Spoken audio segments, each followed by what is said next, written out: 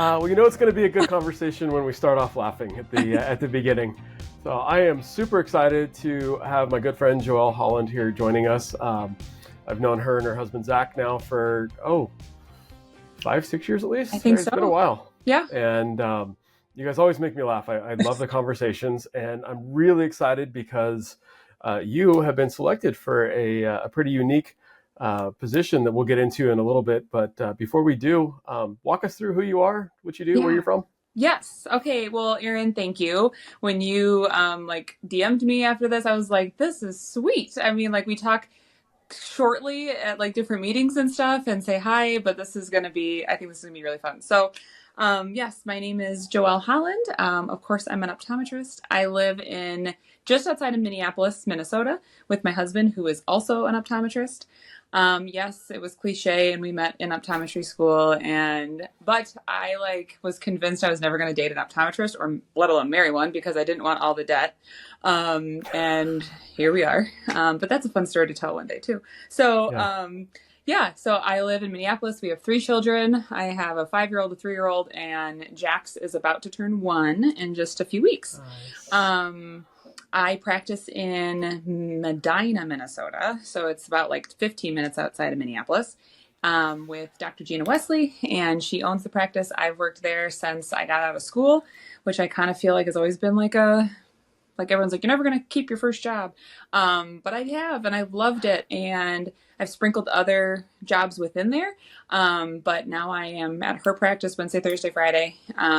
I guess you can kind of consider that to be part-time, and have truly loved building the relationship there and just continuing to grow and be just the best that we can be. So that's been really fun. And then, so I got this email from Cooper that was just talking about this myopia change agent. And I was like, what is this? I kind of read through it, and I swear I feel like I'm constantly deleting emails in my email log. And this was one that I was like, wait a second, I think this is not spam. So I opened it up, and I actually read it, and I said, this really kind of aligns with what I'd like to do on a daily basis at our practice. We are primary care, but we do almost 50-50 in myopia control and dry eye. And my passion, my heart, thumbs down. My heart really loves myopia control. It's that's where my passion is. That's when I get really excited, and I'm talking to parents and everything. That is what I get jazzed about. Today we had a fresh consultation, and it's just it never gets old. It's always exciting, and that's just what I really enjoy doing. So when this came out, I was definitely interested in it. Justin Kwan never alluded to anything, but I feel like I have seen him, and his energy is really cool. And so I spin off of that. And so filled out this application. Lots of really cool questions in it, kind of big questions, legislatively and nationally, and how do we get the word out? But then also what do you talk about? What makes you happy with myopia control? So I loved how it was very expansive, but then also very personal in the application. So that made me think that when they were going through the process of figuring out who this was going to be good for, they were looking at who does the big research, who's really smart, who knows all the things, but then also who really just loves to do this and has a passion for it, and gets goosebumps about it, and wants to stay away from their 3 beautiful children 3 days a week to go do it. That was me. And so I tried to really put that into whatever 10, 12 questions that they asked, and apparently it worked. So Nice. yeah, I really, really enjoy it. And I've enjoyed it on all levels. I love financially enjoying it. I love personally enjoying it. I love building the protocols and how it works in our clinic, and teaching our staff about it. I love it all. So it was really an honor to be chosen, and especially as the inaugural cast of it, of what that's going to be. I feel that's kind of a neat thing. And I'm 8 years out of school, so I'm still relatively very new. And so having trust that maybe we're ones that can help change that, I think is really neat. And just a sweet honor. So yeah, that's a little bit about me. Very cool. That's a lot about you. Well, clearly you are a perfect change agent. Your energy is palpable, and Oh, that's good. awesome. So you threw a bunch out, and I don't Yeah. know where we're going to start. What I find pretty unique and interesting is that the face of optometry has changed. I'm a Hmm. fifth generation, right? I remember what grandpa's Wow. Yeah, you told colleagues me looked that. like. I remember Yeah. what dad's colleagues looked like. I know what my class was, and I Yeah. graduated in '08, so I've been out almost twice as long as you have, which doesn't feel Yeah. like very long. Yeah. And and I mean, the face of the profession changing, the engagement's changing, the way we practice is changing, all for the positive. Um, Hmm. and I love that you married an optometrist, but you guys don't practice together, right? You have No. two separate, right? No, Yeah, we decided to stay married. No, I'm kidding. I couldn't practice with my spouse. She does. My wife doesn't come in the office at all, except Yeah. once a year for her exam. So I couldn't do that. Yeah. Yeah, no, Zach, yep, Zach owns his own clinic over in Edina and just about 25 minutes away from me. And those of you who know him, he is like a contact lens like guru. He knows all the sclerals and the myopia control and all the things. And yeah, we're actually doing a lecture together at Vision by Design this year. Nice. So that's going to be kind of fun. We're like, it's called Better One or Two, and it's the different ways that we like practice the same thing. So that should be kind of fun. I But yeah, love that. we're very different people. We know what we can talk about. We know what we cannot talk about. Um, but I love that he does what we do, and I love that he has like optometry school students like rotating through his clinic too. I just called them last week. I was like, all right, board's question, who's heard of Brown syndrome? And so I'll like spin things off of them. So it's made it really fun to be married to an optometrist, I will say. Comes Nice. with this Do you guys beautiful. talk? Do you guys talk optometry over the dinner table? Do you have some boundaries put in place, or is it We just whatever do, happens? yeah, we definitely do have boundaries. Like we have boundaries around myopia control, and that's probably our biggest boundary because Really? yeah, we our protocols and like the way we do things and who gets a spare set of lens and who doesn't and how many times you see them throughout a year, what's your contract look like it is so different relatively speaking. Right. Right. But yeah, we just do it a lot different. And we actually have a lot different patient bases. Like he has way more Asian patients, Hmm. and I have a lot of everybody else. And so there are certain things that we'll talk about fits and like, what do you do? What would you do for this? What would you do for this? How did you talk to this patient about halos or whatever? But that is probably one that we talk about the least. I'm usually more like, all right, I got this weird cornea and I like, can I send him to you for a scleral? Should I send him here for surgery? Like, what should I do? And, or I do love leaning on his students with like random, like retina things or something that I like don't look Yeah. at all the time. So, we do enjoy it. And I think more of like maybe the business of optometry, we do enjoy like talking a little bit more about. And so like, where do we want the Okay. practice to go? Where do we see it growing? Like, um, things like that. But yeah, I would say we don't talk about it that often. Doesn't come up in conversation outside of the clinic that The much. clinic. Nice. I've heard of couples who differ on politics, Yeah. maybe religion. Yeah. Certainly in-laws were all taboo topics. I've Yeah. never heard myopia control Yeah. being a No, that's like taboo. our I sensitive subject. Nice. It's about Well, as bad maybe as it what gets. we'll have to exploit that one of these times. I'll get you both Yeah. on different clinics, right? So you're far enough away you can Right. decompress on the drive home, and I'm Oh, sure it's so somewhere in the recording studio we've got a little fight bell. yeah, But right? Oh my gosh, it'd be fun. Yeah. In. that would be, yeah. But I love that you even brought that topic up though, because I I was late to the myopia game. Hmm. Certainly talked about it, but I definitely wasn't on the front end of myopia management, myopia control. Um, and it seemed like when we all hit it hard, there was kind of a universally adopted, hey, this is how you do it. Hmm. One size fits all mode Hmm. that quite frankly didn't sit well with me. Yeah. And not because I disagree with it, just didn't sit well. It just wasn't me. It wasn't my cup of tea. Yeah. And so I love that you brought up that there's multiple ways Yeah. to take care of patients because you have multiple different types of patients.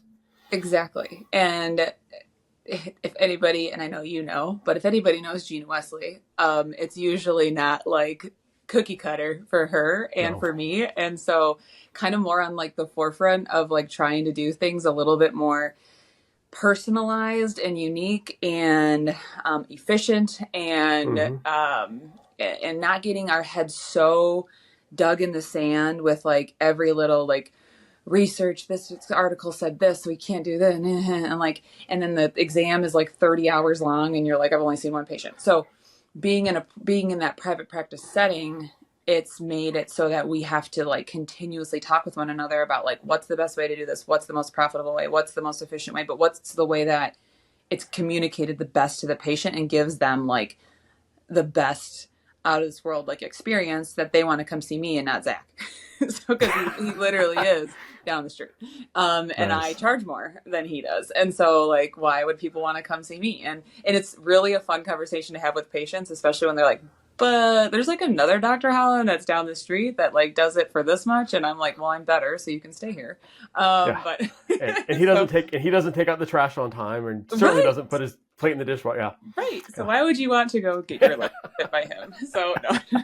so so it is it's been really fun to create that protocol. And I will say kind of my journey into like myopia control, I guess I can talk a little bit about when I Oh, joined please. Gina's practice 8 years ago. She was already doing it. She was doing she was using like Paragon CRT lenses. Okay. She had a fitting set in the clinic. She had gone to Vision by Design Supercharged with Dr. D before I even joined the clinic. And that was kind of where she started like building these pillars and like starting these protocols and like trying to like create her own rhythm in myopia control. And so then I joined. She sent me to Vision by Design by myself. No, that's wrong. She came with me. We went together and it was like, that was the first year out. So I joined her practice in May and I went, I think in September to Vision by Design. And, that was like, I feel like it was like a come to Jesus moment. Like I was like, whoa, first of all, like Dr. D's energy is like, if you see or feel any of my energy, I feel like I'm just trying to like siphon it off of him because he was definitely that like aha moment where I was like, he has somehow figured out how to passionately practice and then like get that into his patients and like truly love his patients. And I like truly love these patients. I want them to know that this is all like, this is what I care about. And even before I had kids, I was like, I care so much about this. So going to Vision by Design was like definitely that like that pendulum and that supercharge was like definitely that pendulum where I started to be like, this is wild. And I don't remember, yes, Euclid, yes, Paragon came to ICO and we did like fit set labs and stuff, but I was even fit with them, I think, in school. I don't remember it. And that well. And so for sure not like it being a pillar in a practice. Like I don't remember that. So started that and then I kind of like I talked with Gina and I was like, I really think this is what I want to do. Like this, I want to like grow this and build this and like be like in charge of this and like really try to figure out how we can like expand it. And so then we just broke it down. I like used everything that she started with and I just like build up from there. So took the protocols and took the consent sheets and took the everything and kind of like just laid it out and was like, how can we make this better? How many levels do we need? Like, how do we talking to patients? She like the first consultation that I was there for at the clinic, she like kept her cell phone in her pocket and like video recorded her talking it and like then I listened to it outside like so it was yeah, like we tried to align, which was really cool when I Mm-hmm. came out of school because I didn't really like know up from down. So it's been neat to be under her wing in a lot of those things, but then it's been beautiful that she gives me the and has continued to like the space to continue to grow and like I don't want to say do what I want to do, but like she's almost molded me into like something very similar to her. And then now I can use my brain to expand upon all that. So it's been really awesome to just be in a practice that's like that. And we have this like symbiotic relationship where like we'll bring one thing up, I'll bring one thing up, and like we agree on a lot of things. So I don't take that for granted. And I'm very, very thankful that I'm in that type of a setting, which is I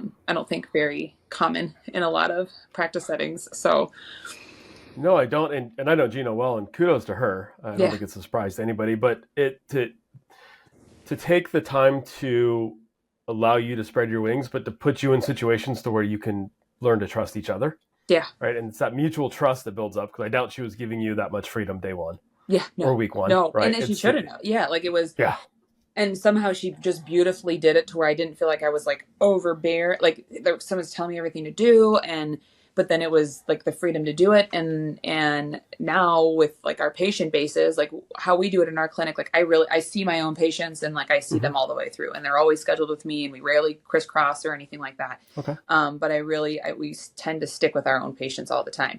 And from the comp exam or referral to the consultation to the dispense visits to all that, we sit down a lot and we talk through our processes and are like, are we impacting the patient here? Are we impacting the patient here? Like, are we getting them to feel this, getting them to feel that, getting them to feel this? And I feel like we continue to grow on it. Like we continue to try and like find new ways, definitely with like technology, not like what like videos and text messages and social and like all yeah, that stuff. We try to implement that a little bit more. I will say both of us, like we don't love that. Like I don't love posting stuff. Like it's just not my jam. I don't know, no. like reels and stuff is really different. Like I can do it, but it's not Re- like I mean, it's reels not. talking about atropine isn't just what excites you and wakes you up at 3 a.m. Yeah, I'm like, all right, and it take forever. I'm like, these people should be paid $1 million to do this, and then it doesn't upload, and I'm like, okay, I'm officially over it.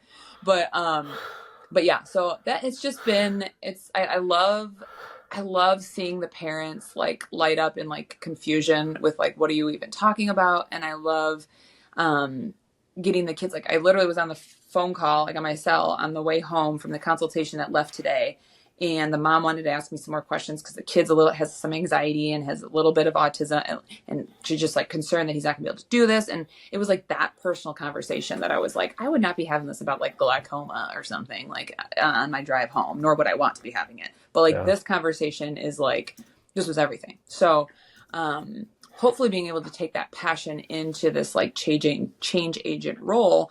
I'm really hoping that like we can actually figure out a way to like educate the masses more, both in our profession and like in the world. Because it truly is like, I mean, I'm a -5 and I wear contact lenses, and I like give my own experiences. I've got 3 kids. Zach's a -3/4. So I'm sure they're going to have some of it somewhere, but yeah. I can feel that, and I get the anxiety of, I know what it's like waking up and your 1-year-old, I can't see, and I got to go over there and like feed and change and do all that stuff because I can't find my glasses. So just taking all those experiences into that consultation or into that whatever I'm doing is just, that's really what I love doing that. Making it making Mm-hmm. it personal. Well, Yeah. the that's amazing. What I loved about what you said, and I hope you appreciate what you said as well. I'm going to pick it apart a little bit in a Mm-hmm. good way, right? The but to get to the point where you're at, there's a couple of key steps, and being passionate is only one of them, right? Mm-hmm. That's the motivator, because Yeah. passion goes so far until you hit the first wall, Yeah. and then it's really easy to lose your passion and your excitement. Yeah. I mean, Sorry. I don't know how many conferences I've gone to coming home ready to change the world. Yeah. Try one thing on Monday, it doesn't work, and then we're done, right? Yeah. But you talked about how Gina had already had a protocol Mm-hmm. in the practice, and I think that's probably the biggest barrier to most offices being successful. Yeah. And in my mind, there's 2 aspects of myopia management. And I don't know, I'm playing with a little rubber band, Mm-hmm. but one is the patient education awareness campaigns, the external, and Mm-hmm. then internally making sure you're doing things right. And I believe that everybody has a protocol Yeah. or a system, but I think most of them suck because they just kind of developed on their own, and it's just we Yeah. do it because this is the way we've always done it. There hasn't been forethought into it, or if there was never a after action assessment. Did we do that as well as we could have? Yeah. Right, and what could we have changed to make it even better? Yeah. Which sounds like Gina had, and you built upon, but you guys it was an active process, and it still Yeah. is an active process. You're so right, because it's truly trial and error. I feel like every time I've ever like talked to somebody about this, or And I remember Dr. D saying this too, but like when somebody, if I give a lecture, I talk to somebody about myopia control, they're like, okay, like how long until I have like 50 patients, or how long do I have 100 patients? I'm like, a long time. I was like, it literally is such a slow word of mouth thing.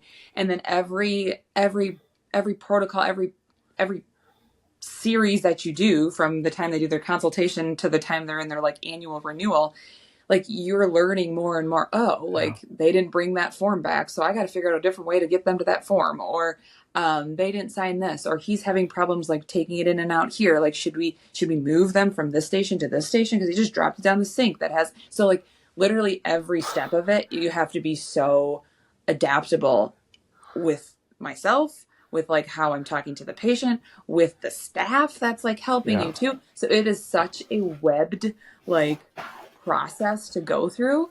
Um, Yeah. and you're so right. Like when Gina had the foundation laid down, well, the more that we were doing, then we were realizing, oh, like, well, I can't have like our office manager here and the trainer here at the same time. So I got to figure out a different way to like do this whole thing. So, and truly just today, as I was like the parents asking me, kind of like what's this year gonna look like, and I was kind of like spitting it out so like routinely, so beautifully. Oh, okay, they're gonna come in for this week, then we're gonna do this, we're gonna finalize, we're gonna do spare, we're gonna do that. Like to me it's so like second nature in my brain because I've said it so many times. But to a new fitter or to somebody new in this process, they're kind of like, well, we're gonna get to the next one. And I was there too. Like that's totally normal. I'm listening to this book right now. Gosh, the 16 somethings about communication by oh, his name will pop back into my brain, but he literally was talking about how like repetition, and you just have to do it 1,000 times in order to like get good at it once. And that was really tough for me to like wrap my head around, because as like you come out of school, you're kind of a doc, you know what you're doing, or you think you know, but then you're sitting in front of a patient that has a question that was not that was not No. in my book. That was not what Gina said No. they were going to ask. Like that was not what. So, Was that the doing it 16 more. undeniable laws of Yes, communication? John Maxwell? yes, Yep. yes. Yeah, I'm Yep. about like halfway through it, and I felt like that's one that I'm like I want to almost like step out of optometry a little bit and like practice and go to some other conferences. And that was like a book that sprung up, and I was like, I think this is going to be huge if I can learn to communicate to people better, more effectively. Then the yes or the conversion or whatever you want to say is just going to be so much easier and so much more conversational than like salesy. Oh, So yeah. yeah, Nice. so yeah, that's been a really fun process to be able to develop that. And after every consult, I feel like I'm like, oh, maybe we should try this. Like we need to add this number onto our consultation form because people keep asking about it, and so just put it Yeah. on it. Or so being adaptable is huge, but it's a feat to like know what you don't know. Like if you're writing it for the first time and you're just like, I mean, we're going to start with Yep. this paper and see where it goes. Yep. I remember the day I graduated optometry school at ICO in 2008, and my dad, was there and shook my hand, and a very proud moment for him. And he said, "Congratulations, you'll be a doctor in 5 years." And I said, You "I'm a did. doctor now."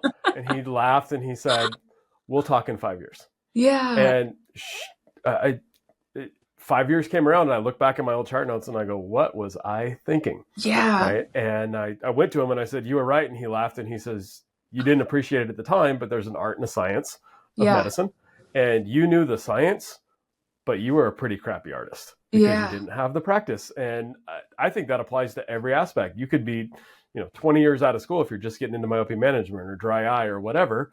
The first couple of years, you should be a sponge, Yes. and you can read all the papers, you can understand everything, but you can't teach the art. You Yeah. just have to experience the art and grow and develop Yeah. your own style, Yeah. which is what I'm hearing a lot of you saying, and then Yeah. going back and saying, "Hey, how do we refine our systems so that we're very intentional in everything that we're doing? I'm putting Yeah. you at this sink because of this reason. I'm putting you with this technician because of this reason." Yeah. And it could be simple as like, "Hey, that has a better strainer in there, so I'm not dropping the $300 lens, and Yes. I don't have to take apart the trap," right? Yes. Or, Mary is a whole lot more patient with 16-year-olds, and Yes. Sue is better with a 5-year-old. Yes. Um, It's so right? So true. just And being very intentional. intentional and resilient, because it really Ooh. is like it is, I don't want to say it's defeating, but they're far and few between in the beginning. So like how we said in the beginning, like you kind of lose speed. You're like, you go to the meeting, you sit in Dr. D's like supercharged. You feel like you just got like karate chopped in the face, and then you come home and you're like, all right. And then like the first one comes like ironically like that week or something, and then you're like, okay, this is gonna. And then all of a sudden there's like a lull. And I truly think that resilience, that like continuing to like go and go and go and go, like I thank Zach a lot for that, actually. Like he is we did a whole like we really worked ridiculous through our student loans. And so like our student loan story is like a huge story that like we big part of our like us who we are. And I feel like being in there, like living in that mindset of just being like, keep going, like, oh my gosh, like this is, and then getting through to it, like having that feeling, I feel like that built a lot of like character, and that built a lot of like just resilience in me as like a person. And then carrying that into like practice care, because same thing with like parenting. It's like they change like this much every day. Like it's the slowest thing, like forever. And like you don't think that would be the case, but like and it's beautiful to watch, but it's like, oh my gosh, I'm driving myself crazy. And so the same thing in like optometry, the same thing in debt, and same thing in life. Like I feel like it's people want this like quick to, okay, like we're gonna do this and it's gonna be amazing. We're gonna have 95 patients and everyone's phones are ringing off the chart. Realistically, like if that's what Instagram's showing you, that's not what it is. Like it's sitting and like being with that patient that's in front of you, and then digesting it, but like hanging on to the drive and like still trying to like perfect within it. And then all of a sudden, like that person 3 years later might tell like two more people, who like might 3 years later tell like six more people. And so now we're starting to see that like that quicker turnover, or that quicker like come to knowing myopia and like but it wasn't like, definitely wasn't like a quick thing. So I feel like being that resilience, practicing that like wherever you are, like in your life, like whether it's through your student loan debt, or it's through like your house financials, or it's with your kids or whatever. It's like that is something I've now understood, like starting to understand. I'm like, oh my gosh, like I really feel like that all that stuff are such good character building like years that are leading me into so many other character building years. Oh, yeah, yeah. Life's all about character building. I just, I don't know if you grew up reading Calvin and Hobbes, but I remember distinctly a comic strip where Calvin says, "How come whenever Dad says I'm building character, all it means is more work for me?" And Yeah. like, Yes. yeah, that feels about right. Yes. Yeah, and like It's enjoying the fun. journey. Like like it's supposed to be hard at first, like I don't, like I wouldn't want to pass up those years even though they sucked, like, but they enjoying it, like enjoying being down here, so that like when you do get up here, it just means so much more. Yeah. Well, I think there's a reason for it. It's if we were to get, you know, 50 patients in the first year, Mm-hmm. uh, and you're not used to doing it, you're not accustomed to making the decisions on the fly, you don't know how to troubleshoot effectively, appropriately. If you've Yeah. got to go back and do some homework on every case, that's a lot of Yeah. work. It's too much. Yep. Right? So building up is really a positive service to us and the patients, because Yeah. we become better, we become more skilled. And then I always remember, baseball. If I'm batting 300, which means I'm getting hit Yeah. 3 hits out of every 10, that's Yeah. Hall of Fame status, Yeah. right? And Which so seems if it's not, good enough, right? Like yeah, which seems really 3. lame when you look at the numbers, 30%. But shoot, if you pitch myopia management to 10 kids, and 2 of them pick up on it, hey, you're getting a That's good huge. contract somewhere, Yeah. right? 3 That's of huge. them pick up on it, and you're going to be in the Hall of Fame. Right. So it's so if you're just starting getting 1 out of 10, hey, you got 1 out of 10, It's so right? Go true. back and refine. And I really liked what you said too, that Gina did. This is genius of you guys to. I don't know if you were listening to her live doing the consult, or if she was recording it and you went back and did it. Uh, uh, Quite frankly, I started doing this when I examined my family and nieces and nephews. I'll put up a video camera and I'll record the whole interaction. Yeah. In California, I can't record patients, too much paperwork. Yeah. But going back and watching what I did, Yeah. I was appalled Yeah. I said some of the dumbest things that have ever come out of a human's mouth while I'm trying to do a professional eye exam. Yeah. Mostly because I'm looking at my iPad and my mouth's just kind of running nonsense, Yeah. and I repeated myself. I stuttered. I don't want to venture into politics, but it almost looked like the presidential debate while I'm sitting there trying to be a professional. So, but you don't know until you know, and Yeah. so recording and going through and role playing, Yeah. whether it's a role player in a real life situation, just practicing, right? Yeah. Do it, go back, try again, do it, go back, try again, and pretty soon you get a little better at it, and Yeah. then you know people want to jump on podcasts and talk to you. So Yeah. it's Yeah. And it's like it and when you say it more than you do, like you'll say something and it doesn't land with the patient, or you told like, or you see them spaced out and you're just like, what is going on? Like, and so then there'd be like little trigger clicks that I'll like harbor, and I'm like, okay, that really like resonated, that really resonated.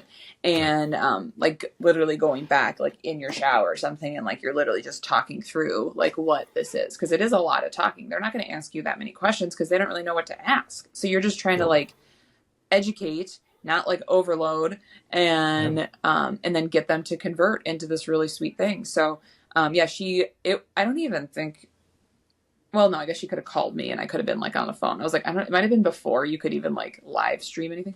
But it was, she audio video.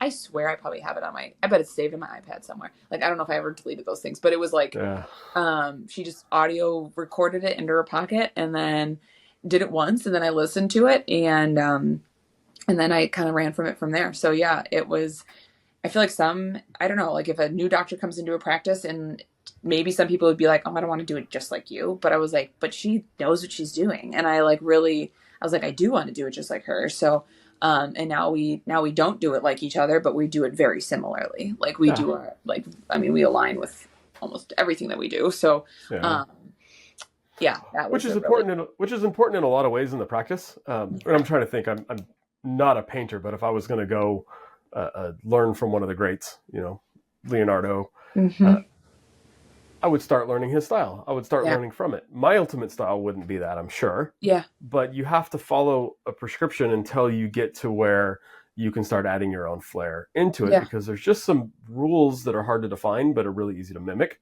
yeah, Um, and then I think it's important within a yeah, clinic, yeah, and I would advise this for associate doctors, and docs bringing in associates or partners. Having different systems within the same clinic is really challenging for the staff, for the yeah, patients, for everybody else. So if you just have at least initially that same guidelines, yeah, here's how we address this. Here's how frequently we anticipate bringing you back. You can always yeah, change, but yeah, just the same standard. We demand that of our refractive surgeons. If I'm sending yeah, you to a surgery center and there's 4 surgeons there, I would like one protocol post-operative yeah, instead of 4 per surgeon, yeah. If unless they there's a this person is defined this, reason. and yeah, Yeah, it becomes too hard to manage. So that's so true, because we don't practice together during the week ever. Like she's Monday, Tuesday, I'm Wednesday, Thursday, Friday. And so, and then we're there at the same time on Thursday. She's just doing like studies or admin or something. So, so yeah, like it really is smooth. It's like a smooth transition, I think. And like, I can see how some people would probably be like, well, I'm a doctor and I'm going to do it the way I want to do it. And this is what makes me feel comfortable. But like, I can't even put it into words, because like it's probably our personalities sync together. Like, and I just respect what she has to say. I know she's the boss. Like, we all have bosses. I know she's the boss. She yeah, owns the clinic. She hired me. Like, ultimately, what she says is going to be like the ultimate what it is.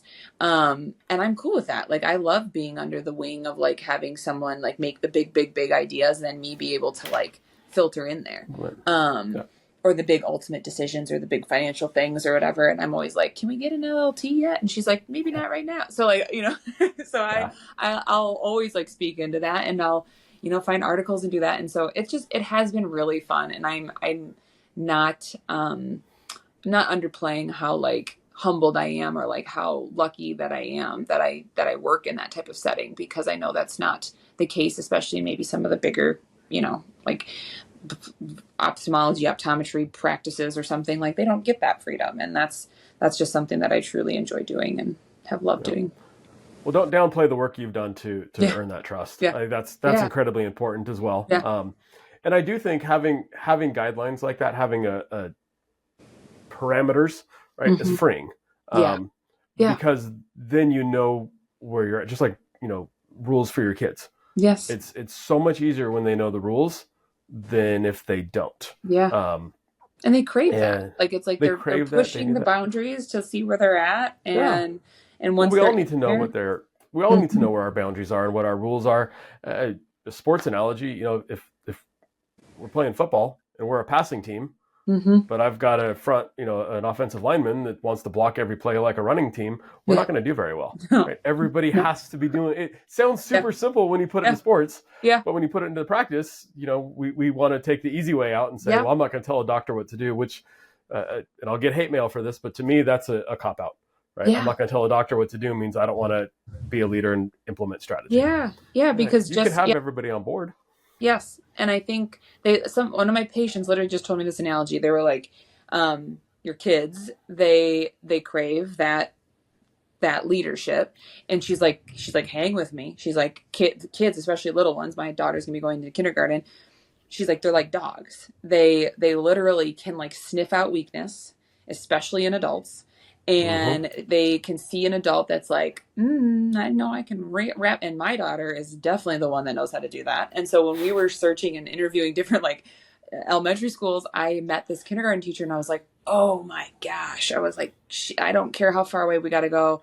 I do care how much it costs, but I don't care how much like she had this like aura of like discipline, and then she had like this kindness and this love and like and approachability, but like not. And I truly think like that's. And I imaged myself with Gina. I was like, my daughter, dog, puppy, is like craving a master that like is going to guide them to do what they want to do. They want to take like cues, and they want to learn, and Yeah. that's what I do. Like that's why I go see Dr. D, and that's why I go on podcasts like this, and that's why I go talk. Like I want to be the I don't want to say the dumbest one in the room, but I want to be the one. I don't want to be the smartest one in the room. Like that's no Yeah. fun. Like I want to be constantly, and like when Gina's doing these studies, and like I'm learning from like all that stuff, and then I go out and I bring the myopia control back, and so I do a lot of that research, and that's fun to do, to have that collaborative approach. Yeah, that's super cool. So, Mhm. two thoughts. One a question. So, obviously, we're talking lots of myopia management. Mhm. What percentage of your patient care time is in myopia managed versus Mhm. primary care? Mhm. Well, now with how, so like if I do like follow ups, so maybe it's a 3-month CRT follow up, a 6-month CRT follow up, I'm probably seeing 2 or 3 of those a day. Okay. So like throughout the day, it's probably maybe like 10 to 15, maybe 25% of my day, I'm seeing somebody in the program somewhere, whether it's like Mm-hmm. a consult, a follow up, a renewal, like it's about 25% of the day. And then I'd say, yeah, maybe it's a little bit. Then we're probably like 50% primary care, and then 25% dry eye. So like Okay. doing IPLs and doing things like that. Mm-hmm. Cool. No, so I love you said that. I think that's a really good mix. Mm-hmm. Um, Too often, some of our experts in different areas, myopia management, dry, whatnot, the way they speak, and sometimes when we hear, it's, oh, I get to do the fun stuff all day long.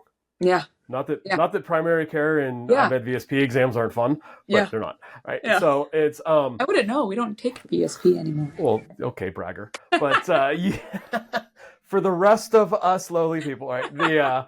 Who are sitting in California, and that's our only choice. That But is true. right.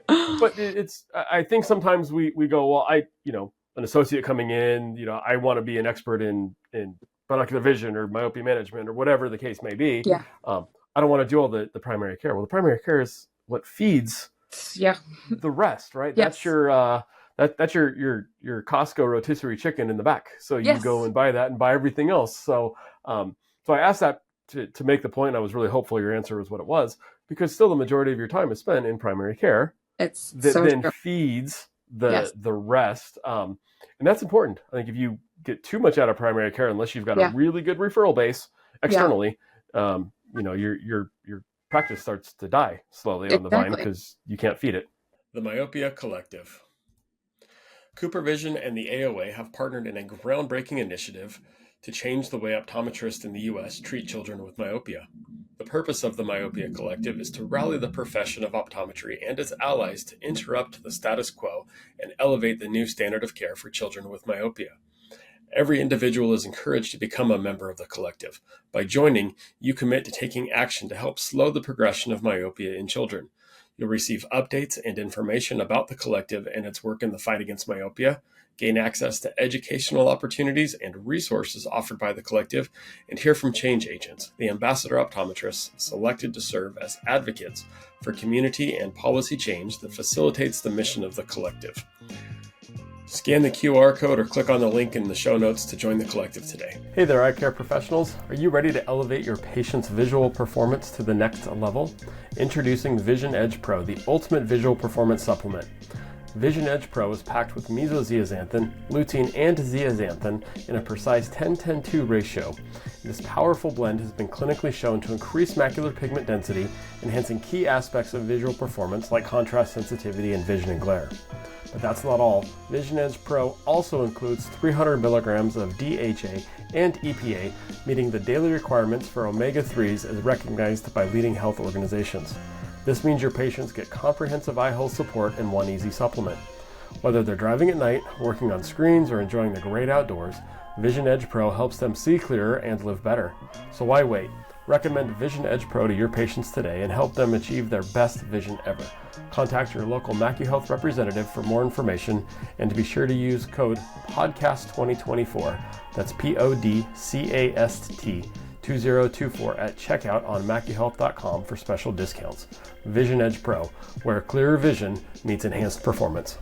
That's exactly right, because I truly, like, I love the balance. I'm like, I love being able to sit and talk to somebody about like their life and their kids and their whatever, and then use all the technology in the clinic to, look at their retinas and do all that stuff. And it keeps my brain. If I was just in a myopia control practice, would I like it as much? I don't know. Like, I kind of compare it to like motherhood. I'm like, I love going to class. I love going to work 3 days a week so that I can come back and be like, I'm a really great mom.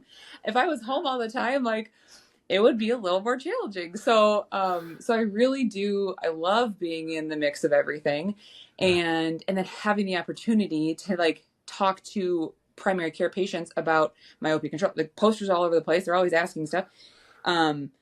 My granddaughter, my kid, my this, my that. Like, it's not even just a referral or the kid that I'm trying to get to convert, but it's like grandma or something, or somebody that just has, AMD or glaucoma or something because of their high myopia. And so like all these conversations can like lead back into that and give me joy to talk about myopia control if I want to.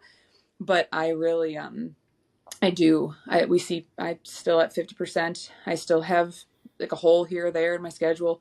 We're not bogged down, packed from brim to brim with like patients all day long, but it's, it seems like a wonderful, like refreshing day of like in and out of all different things. Nice. Well, you've created your perfect day, and it looks like you're filling that. And for those who are as motivated and driven as you and Gina, that's fantastic. For those that aren't, Chris Wolf and Kyle Clutie under iCode have the whole optometry or comprehensive optometry simplified that talks about and walks you through building your pillars, building your systems, building your protocols, and understanding that he's got a perfect visual with the spoke and hub, where the spoke is that comprehensive eye exam in the middle. Yeah. And that's what helps you fill all we can call them profit centers, we can call them clinics, whatever you want. So it's what drives people to the optical. It's what drives people to dry eye, IPL, to myopia management, glaucoma, right? You've got to catch them in that primary care net, which is important. Then the other comment that had come to mind when you were talking about structure. Recently took my daughter to see the Broadway show Mrs. Doubtfire. I hadn't seen the movie since I was a kid. Cool. I love the movie. And, it's a great movie. If you get to see the Broadway show, it was fantastic. Okay. And aside from, Robert Williams' character, just being crazy, it was really interesting as I'm watching it going, you took this family who on the front end looked like especially the kids, everything was a party, everything was fun. Yeah. They had the fun dad and whatnot. And then Mrs. Doubtfire comes in with all her rules and restrictions and systems and homework first and no Yeah. TV and blah blah blah, and that made them the happiest they've ever been. Yeah. Oh, isn't that Right. funny? And Yeah. so I was watching that going, feeling validated as a parent because I ruin my Yeah. teenage daughter's lives on a daily basis. And um, the but going, that was really interesting back and forth. And I don't think that's what the movie was meaning to show, but it's what I Yes. took from it watching it as an adult again, was that structure coming in went from where they were just having fun to where they truly started having joy, Yeah. and were able to be more of themselves. Even him, Yes. in that role, was able to be more of Yeah. himself. And it's like it is like with Chris's protocols or like Dr. D's thing, like it doing that, like laying that foundation truly does like make everything else feel so much smoother and so much more like thought out and so much more just put together to where I can practice the way that I want to Yeah. practice. And so, and knowing that those are there, now I can step out of the clinic and go like enjoy my life. Like I'm like, this is like, I don't know, like I love that balance that we've created, that I've created, that I can come out and be able to enjoy my kids and be like home with them and still like keep that sync in everything, because I think that is a little bit more unique situation where I'm in, because being in a primary care practice, a specialty primary care practice part-time, and still being able to like go out and making enough money and like doing, Yep. making the ends meet to be able to still have a ton of fun with my kids and live the life that like we want to live. And myopia control and specialty care has been able to do that. Like I wouldn't, unless I wanted to work at like Target, and yeah, maybe I would make more per hour, but it'd be mundane and I would be there till 7 o'clock on the weekdays and probably a Saturday every now and then. Like when Gina put this into practice and I was like, this is where I want to go. And it was because I can be so much more profitable within these patients that I can only work 3 days a week. I can still pay off my student loans. I can still be with my kids. It's just kind of, and I don't think I knew that in the beginning, but then as I Yep. was doing more and more of it, I was like, hold on a second. Like I got to keep putting more effort into that. And trying to build this and get the word out and talk more. And then when the myopia agent came about, I was like, what? I was like, this is what I do. Like, this is what I want. I want to keep telling people about this. And so that other people can enjoy like the peace that I found, the joy that I found within it too. Yeah. Which is one of the reasons I think you're one of the perfect people for it, because it's right. The what you do is only part of the who you are. Yeah. Chris and I talk a lot about identity. Yeah. And when I look at the forums online and I see my colleagues burn out, I think it's because truly they don't know their identity. Yeah. Right? They feel that their identity is, they pigeonholed themselves, or they see themselves as pigeonholed into, the same mundane every single day. Yeah. When clearly you have a very different and open and identity that, let's challenge, let's grow, let's look at all the cool things Yeah. that I get to do. I'm going to work hard here Yeah. so that I get to play hard here. Yeah. Right. Yeah, and I think that's got to be a little like I'm in again maybe like a unique situation where I'm an associate. Like that whole identity character I can see in Zach, and with how he's in his practice and he's building it, and he's like, that is who he, like some days that is who he is, some days that is who Gina is. But then I get to watch Gina from the outside too, and she's also done it really well, where she can turn it off, and she's a mom, and she's got the boys, and she can go out and have fun, and she can be on the water, she can be on the lake. And so it's been a really neat perspective to like live within, to be like, I can still be a doctor and I can still do all these fun things and be smart and talk high level and go to work and do all these things. Then I can come home and I can be like, oh, my kid, like everyone's chaotic and crazy and puking everywhere, and it's wonderful. Oh yeah. Oh, it's fun. Yeah. I've got a 3.5-month-old grandson, and so puke is when they're not yours, right? Yes. The grandson, like I get puked on, I'm like, oh, I love it. I'm never washing this shirt again, right? Not that far, but which is a lot different than when I was a parent. They were puking on me, and you're like, are you kidding me? Yeah, right? There's many days where you're like, this is insane, but yeah, but it is. It is fun. what it's worth it. It is, and I'm hoping that we go off to Chicago The Cooper Vision is like sending us to Chicago, which I think is be really fun to like be with everybody. We have a few day conference that is mandatory and be able to like talk more. I'm Good. really interested in like the legislative side of things, like what they're even going to talk about or Me what they're too. going to do with that. Like, I don't know what that's going to be like, but unfortunately in Minnesota, like we have worked really hard on like the legislative side of things, and we continue to hit some walls that are just discouraging, but again, trying to be as resilient as possible to keep moving forward to expand our profession. I just saw what the cost of optometry school is at ICO, like that someone just sent me the how much it Yeah. costs to go there, and I was like, what? And I was like, I think we're at this like level where it's like, if we don't start to grow as a profession, then that is not like that. You can't, you can't get out of debt. Like you can't make that much money as an optometrist to get out. So like, especially in the state of Minnesota where we're struggling to get optometrists anyways, because of our scope and our location and our like so many different things. But I'm really excited on that side of it because I'm like, I've had a little bit of experience with that, not a ton. I'm still like very much a newbie on like Yeah. verbiage and words and stuff to use within like that place. But I'm kind of passionate about it. I'm like, hey, if like we can move the needle on any of that, I definitely want to be a part of it. So that part is kind of seems really interesting to me. And It then is really interesting. partnering with the AOA, like I think that's a whole Yeah. nother cool thing to be a part of as well, because that will give a lot more expansion on a lot of Yep. things. So I'm hoping all the other agents are just as excited to kind of like learn what we're doing, and I feel like it's this like secret like I don't even really know what's going on, but like the secret society that like we're gonna like learn more and know more, and they're gonna give us information, and like I want to be the first to like share it and explain it, and so yeah, That's so awesome. I'm pumped about it. I think it's gonna be great. Nice. Great. Secret society that's not so secret. So I know, right? Right. the Exactly. yeah, that's fun. No, that's super cool. And I haven't been as close to a lot of the legislative issues. My interest and passion and work takes me more on the education side. Yeah. I certainly support it financially, and Yeah. when asked to contribute, I think everybody's needs to give back in some regard. And if all Yeah. it is a check, it's a check, right? If it's Yeah. your time, it's your time. I think that's important. I will go on a little bit of a mini soapbox that just as we look to expand, Yeah. take full advantage of the license we do have. Yeah. Treat appropriately, bill appropriately.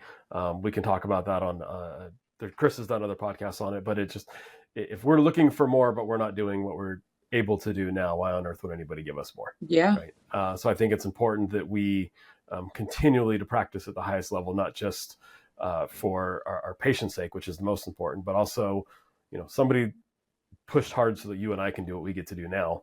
Totally. And it's on our shoulders to continue that push and drive to make sure that the next generation of students who are clearly paying a lot of money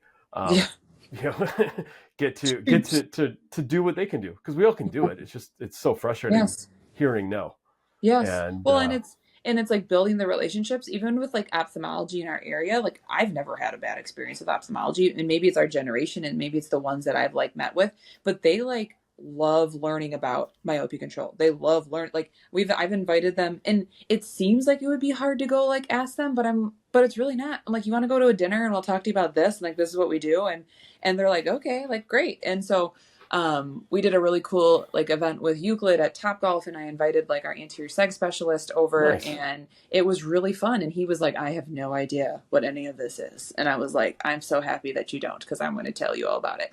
That's cool. And our retina specialist, like we had him come out and like, hey, by the way, like a lot of things you're treating, like this is what's causing all of that. And they're like, oh yeah, like you do that. And so it's like taking the time to literally just be like, hey, by the way, I'm sending you all these patients, come listen to me for like 5 minutes. And I think they're like, yeah, sure, great, I want you to keep sending me patients, so I'm gonna come listen to you. I'm like, great.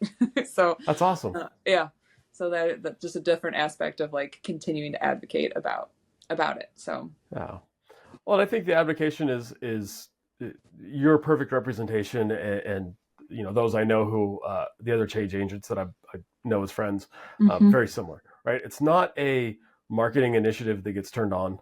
It's not, I'm going to schedule so many, reels or posts, and which is all part of getting the message out. Yeah. It's a who you are, and I'm going to talk about it whenever I can. I mean, I think CrossFitters are really good at it, right? Yeah. Somebody does CrossFit because they tell you, anybody that's on a unique diet, you're vegans, you're pescatarians, Yeah. right? And Yeah. um, they're passionate about something, right? Religion, Yeah. certain Yeah. religion, people that are involved in religion, very passionate.